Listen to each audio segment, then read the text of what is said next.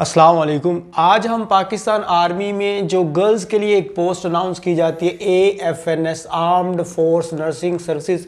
This is very prestigious job for the girls after the intermediate के वो girls जो कि FSC प्री मेडिकल कर चुकी हैं उनके लिए पाकिस्तान आर्मी में AFNS की एक पोस्ट अनाउंस की जाती है। आज हम उसके बारे में कुछ टेस्ट की इंफॉर्मेशन और कब अनाउंस की जाएगी और उसके अंदर एलिजिबिलिटी क्राइटेरिया क्या है, कितनी हाइट रिक्वायर होती है, आपका वेट कितना होना चाहिए और कुछ उसका सलेबस क्या होता है और उसके अलावा जो स्टाइपन वगैरह मिलता है यानी कि एज अ सैलरी आपको जो चीज़ें मिलती हैं वो सारी के सारी कुछ हम इस वीडियो के अंदर डिस्कस करने जा रहे हैं। और एक बात मैं आपको बता दूं, फ्री व्हाट्सएप ग्रुप जो है आप उसको लाजमी ज्वाइन कीजिए। उसका लिंक जो है वो वीडियो के डिस्क्रिप्शन के अंदर भी अवेलेबल है और मैं फर्स्ट कमेंट के अंदर भी पिन कर दूंगा। आप उसको ज्वाइन करती है तो वहाँ पर हम आपको AFNS की कंप्लीट जो प्रेपरेशन है उसके बारे में गाइड करेंगे।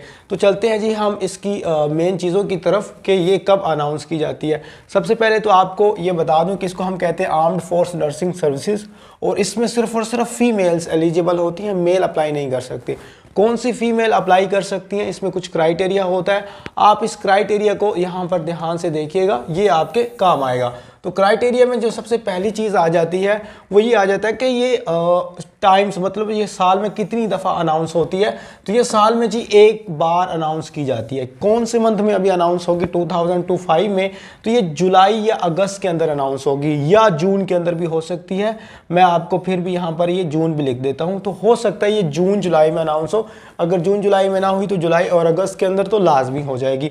अब इसके अंदर जो क्वालिफिकेशन है उसको आपने ध्यान से देखना है। एक तो वो स्टूडेंट्स जिन्होंने मैट्रिक, यहाँ पर मैंने S लिखा हुआ है, S का मतलब है कि वो स्टूडेंट्स जिन्होंने मैट्रिक साइंस के साथ किया हुआ है। अगर आपने मैट्रिक साइंस में नहीं किया हुआ, चाहे FSC मेडिकल ही की हुई है, तो आप अप्लाई नहीं कर सकती। तो ये दो रिक्वायरमेंट्स हैं क्वालिफिकेशन के हिसाब से, जिसमें साइंस और मेडिकल की रिक्वायरमेंट है और साथ में कुछ परसेंटेज की है। उसमें आपके मैट्रिक के 60% होने बहुत ज़रूरी हैं। ये आपके यहाँ पर लिखा हुआ सेकंड नंबर पर है जी FSC मेडिकल वाले सिर्फ अप्लाई कर सकती हैं, यानी कि वो स्टूडेंट्स जिन्होंने FSC इंजीनियरिंग की हुई है या ICS किया हुआ या FA किया वो अप्लाई नहीं कर सकती। तो क्या है जी, वो FSC मेडिकल वाली और उनके मिनिमम 50% मार्क्स होने चाहिए FSC मेडिकल के अंदर। आपको मैंने 4 रिक्वायरमेंट्स बताई। पहली 2 ये थी कि मैट्रिक साइंस के साथ होना चाहिए, दूसरी FSC मेडिकल होनी चाहिए। फिर मैंने आपको बताया कि मैट्रिक में 60% आपके मार्क्स होने चाहिए और आपके जो FSC के अंदर 50% मार्क्स होने चाहिए। अब इसके अंदर एक और मेन इंपॉर्टेंट जो ना वो चीज़ है वो ये है कि अगर मिसाल के तौर पर आप में से किसी स्टूडेंट के ऐसे होते हैं कि मैट्रिक के अंदर उसके जी हो जाते हैं 59%, मैं एग्जांपल दे रहा हूँ, और उसके FSC के अंदर आ जाते हैं जी 85% मार्क्स, तो वो अप्लाई नहीं कर सकती। क्यों नहीं अप्लाई कर सकती? क्योंकि मिनिमम जो मैट्रिक के मार्क्स रिक्वायर हैं वो तो 60% है, तो आपके 59% आ गए हैं। तो अगर इन दोनों चारों में से एक भी चीज़ आपकी फुलफिल नहीं है तो अप्लाई नहीं कर सकती। ये आपकी होगी जो है ना AFNS के रिगार्डिंग कुछ इंपॉर्टेंट चीज़ें। अब इसके बारे में हम इसकी हाइट, एज, चले मैं आप बता देता हूँ। जो एज होती है ना जी स्टूडेंट्स के लिए, वो आपकी मिनिमम 17 ईयर और मैक्सिमम 25 ईयर, यानी कि 17 साल से 25 साल के दरमियान जिनकी भी एज है वो अप्लाई कर सकती हैं, चाहे 17 ईयर है या 25 ईयर है या इसके अंदर चाहे 22 है, 20 है, जो भी आपकी एज है। उसके बाद हम वेट और हाइट वगैरह की बात करते हैं नेक्स्ट वीडियोस के अंदर, कुछ पिक्चर्स की फॉर्मेट में मैं आपको दिखा देता हूँ।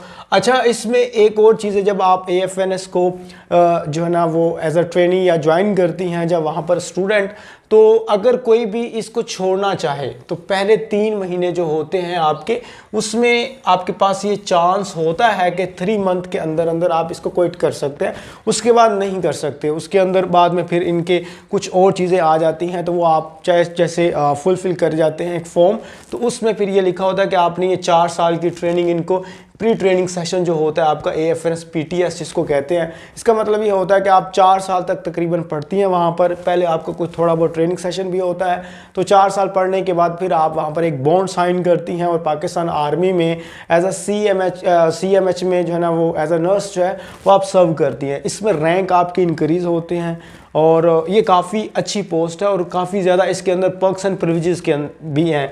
ड्यूरिंग द ट्रेनिंग जो होता है आपको स्टाइपन मिलता है, यानी कि कुछ 26 से 30,000 पर मंथ मिलता है, उसमें कुछ कट वगैरह भी होती हैं चीज़ें, तो इसको हम स्टाइपन कहते हैं।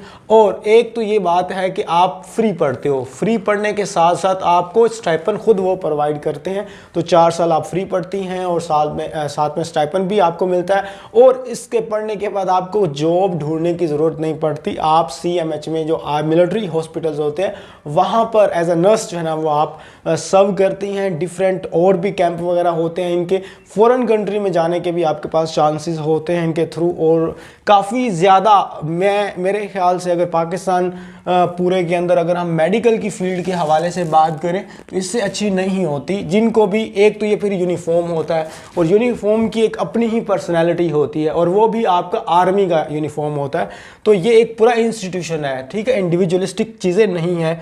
अब यहाँ पर हम हाइट की बात करते हैं, तो हाइट जो है वो आपकी यहाँ पर कुछ चीज़ें मैं आपको बता दूँ फाइनली कि जो हाइट होती है ना जी वो आपकी 5 फीट रिक्वायर है, मतलब मिनिमम 5 फीट है, मैक्सिमम चाहे आपकी 7 फीट भी है, 6 फीट भी है, तो वो ठीक है। लेकिन यहाँ पर एक चीज़ को नोट डाउन कीजिएगा, यहाँ पर सेंटीमीटर में मैंने लिखा हुआ एग्जैक्ट, जब भी आप कोई चीज़ मेजर करते हैं तो उसको सेंटीमीटर यानी कि स्मॉलेस्ट यूनिट के अंदर हम मेजर करते हैं। 152.4 सेंटीमीटर, अगर आपकी 152 सेंटीमीटर है, 0.4 कम है तो आप रिजेक्ट है। तो हाइट के अंदर कोई कॉम्प्रोमाइज़ नहीं किया जाता, ये ऑलरेडी एक लोएस्ट पॉइंट पे है। तो इसलिए आप लोग जो स्टूडेंट्स भी अप्लाई करने चाह रही हैं तो काइंडली सबसे पहले अपनी हाइट को मेजर कीजिए। अगर 5 फीट से अबव है, 1 इंच अबव है, 1 सेंटीमीटर भी अबव है तो वो अप्लाई कीजिए, अगर कम है तो आप अप्लाई ना करें।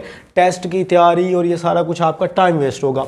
अब एक और जो है ना हमारे पास एज की मैंने बात की थी 17 से 25 ईयर, वो मैंने आपको बात बता दी थी। अब दूसरी बात आती है जी वेट का, स्टूडेंट्स काफ़ी ज़्यादा पूछती हैं, तो वेट में आपको वैसे अंदाजे से बता दें, वैसे हम इसको चेक करते हैं, इसको कहते हैं हम BMI, जिसको कहा जाता है कि बॉडी मास पर इंडेक्स। जब आप वहाँ पर क्रोम पे, गूगल पे, फायरफॉक्स पे लिखते हैं जी BMI बॉडी मास पर इंडेक्स कैलकुलेटर, तो वहाँ पर एक कैलकुलेटर आ जाता है। कैलकुलेटर के ऊपर आपने अपनी हाइट बतानी होती है, हाइट के बाद आपने अपना वेट बताना होता है। इसके बाद वो आपको बता देता है जी आपका ये जो वेट है, तो हाइट के लिहाज से वेट क्या नॉर्मल है या आप अंडर वेट हैं या आप ओवर वेट हैं, तो यहाँ से अब पता चलेगा। लेकिन वैसे 47 kg से लेकर तकरीबन 70 kg तक स्टूडेंट्स जो होती हैं वो नॉर्मली ही कंसीडर की जाती हैं कि उनका वेट ठीक है।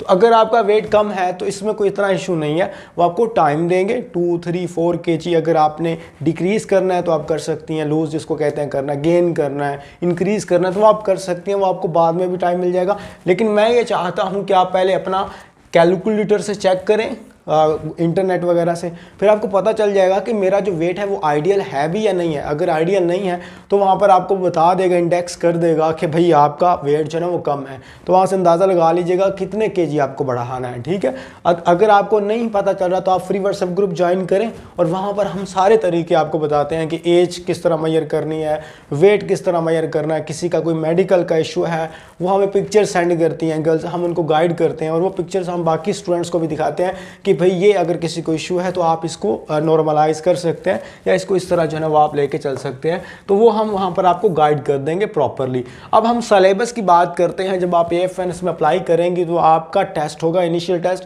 इनिशियल टेस्ट के अंदर सबसे पहले आपके मतलब इनिशियल जब सेंटर आप खुद चूज़ करती हैं, जिस भी सिटी से हैं अपने सिटी का सेंटर चूज़ कीजिए, ASNRC army selection and recruitment centre. जब सेंटर में जाती हैं तो वहाँ पर आपका टेस्ट लिया जाता है। सेंटर में जाते ही आपके डॉक्यूमेंट्स चेक किए जाएंगे, वो मैं आपको बता दूंगा।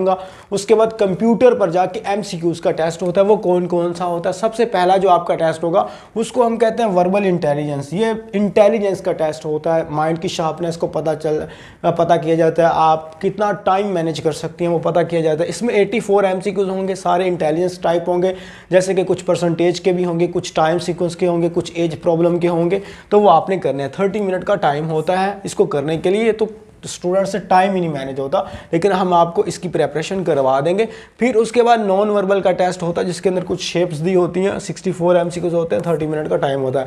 The most toughest part of your AFNS academic is your AFNS test is the academic test, जो कि 50 MCQs होते हैं और 30 मिनट का टाइम होता है। मैं एकेडमिक को थोड़ा इलेबोरेट कर देता हूँ क्योंकि ज़्यादातर जो गर्ल्स फेल होती हैं वो एकेडमिक से ही होती हैं, ठीक है। ये आपको पता चल गया। अब हम परसेंटेज की बात कर लेते हैं कि इसको पास करने के लिए कितने % रिक्वायर होते हैं। अब देखिए यहाँ पर वर्बल इंटेलिजेंस है और नॉन वर्बल, ये आपका इकट्ठा ही वहाँ पर आएगा। तो इसमें से भी आपके 50% मार्क्स गेन करने हैं आपने, इसमें से भी 50% अगर आपने पास होना है। कभी कभी मैट वो लोग कर देते हैं कि स्टूडेंट ज़्यादा नहीं पास हो रही तो वो मैट ज़्यादातर इंटेलिजेंस का नहीं करते, एकेडमिक का कर देते हैं। आप एकेडमिक का फिर भी आपने 50% गेन करने होते हैं। ये मैंने जस्ट आपको पासिंग परसेंटेज बताई है, मेरिट परसेंटेज नहीं बताई। तो मेरिट और ये जो पासिंग परसेंटेज होती है इसकी में ज़मीन आसमान का फ़र्क होता है। तो मैं मेरिट की बात बता देता हूँ जी। आप मेरिट पर अगर आना चाहती हैं तो कम से कम आपके 80+ % जो है ना वो मार्क्स होने चाहिए इंटेलिजेंस के अंदर, क्योंकि इसका जो ना प्रोसेस होता है बड़ा सिंपल सा होता है कि आपके टेस्ट होंगे, टेस्ट के बाद इंटरव्यू होगा, आप पास हो गई हैं तो बस ज्वाइनिंग करें और अपना जो है ना वो इसको 4 साल की आप वहाँ पर स्टडी करें। अगर आप पास नहीं होती, जो कि ज़्यादा स्टूडेंट्स एकेडमिक में फेल हो जाती हैं, जो पास हो जाती हैं उसमें से हाफ से ज़्यादा कहाँ पर फेल होती है, इंटरव्यू में। और बल्कि इंटरव्यू को छोड़ दें, उनको एक इंटरव्यू की कॉल ही नहीं आती। मतलब अगर 1000 स्टूडेंट्स पास हो गई हैं तो उनमें से मैक्सिमम 200 को या 150 को इंटरव्यू की कॉल आएगी। तो इंटरव्यू की कॉल इतने स्टूडेंट्स को नहीं आती। तो अगर आपने इंटरव्यू की कॉल वगैरह चाहती हैं कि मुझे रिसीव हो, क्योंकि ये तो फ़ायदा ही नहीं है अगर आप पास कर गई हैं, तो कम से कम आपका इंटेलिजेंस बहुत अच्छा होना चाहिए एकेडमिक का। ये हम आपको खुद प्रिपेयर करवा देंगे और आपको नोट्स भी प्रोवाइड करेंगे। ये सारा कुछ आप जब ग्रुप ज्वाइन करेंगे तो उसमें हम बता देंगे।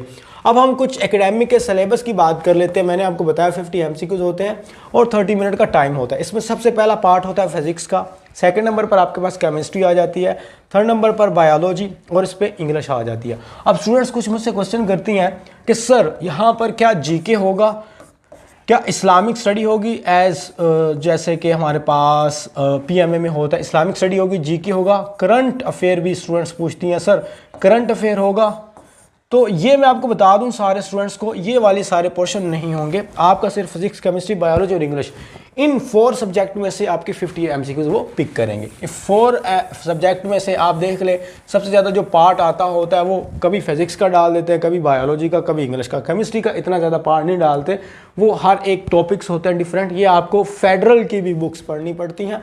हम आपको सारी चीज़ें प्रोवाइड करेंगे। फेडरल के हम आपको जो बुक्स में से आते हैं वो MCQs और साथ में उसके कुछ लेक्चर्स भी एकेडमिक के प्रोवाइड करेंगे। फिर उसके अलावा होता है हमारे पंजाब टेक्स्ट बुक, उससे भी हम आपको प्रोवाइड करेंगे। तो सारे जो प्रोविंसेस हैं जहाँ से ये पिक की जाती हैं इंशाल्लाह हम आपको ये करवाएंगे। लेकिन फिजिक्स, केमिस्ट्री, बायोलॉजी और इंग्लिश फर्स्ट ईयर और सेकंड ईयर ये आपको रिपीट करनी पड़ेंगी और इसमें से 50 MCQs वो चूज़ करेंगे।